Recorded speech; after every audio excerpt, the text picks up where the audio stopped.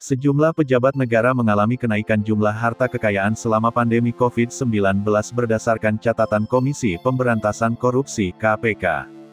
Jumlah itu diketahui berdasarkan data yang diakses kompas.com dalam situs web lhkpn.kpk.go.id milik KPK. KPK mengungkapkan bahwa ada 58% menteri di Kabinet Indonesia Maju yang kekayaannya bertambah lebih dari 1 miliar rupiah. Sementara itu, 26% menteri kekayaannya bertambah kurang dari 1 miliar rupiah dan hanya 3% pembantu Presiden Joko Widodo itu yang melaporkan kekayaannya turun. Siapa saja menteri dengan kenaikan jumlah harta kekayaan tertinggi? Berikut catatan kompas.com. Menteri Kelautan dan Perikanan Sakti Wahyu Trenggono melaporkan jumlah harta kekayaan terbarunya per tanggal 31 Desember 2020 mencapai Rp2.428.482.082.978 rupiah.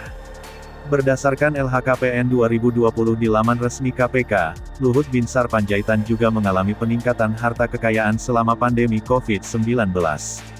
Harta kekayaan Menteri Koordinator Bidang Kemaritiman dan Investasi itu per tanggal 30 Desember 2020 mencapai Rp741.118.997. Menteri Pertahanan, Prabowo Subianto tercatat memiliki harta kekayaan per tanggal 31 Desember 2020 mencapai Rp2.339.339.335 Menteri Komunikasi dan Informatika, Johnny G. Plate juga masuk ke dalam daftar Menteri Jokowi yang hartanya melonjak selama pandemi COVID-19.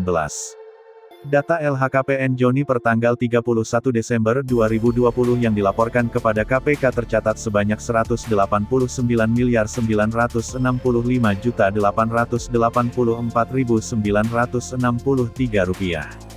Menteri Agama Yakut Kholil Koumas juga tercatat sebagai penyelenggara negara yang hartanya meningkat. Mantan Wakil Ketua Komisi 2 DPR RI itu melaporkan harta kekayaannya per tanggal 31 Desember 2020 mencapai Rp11.158.093.639.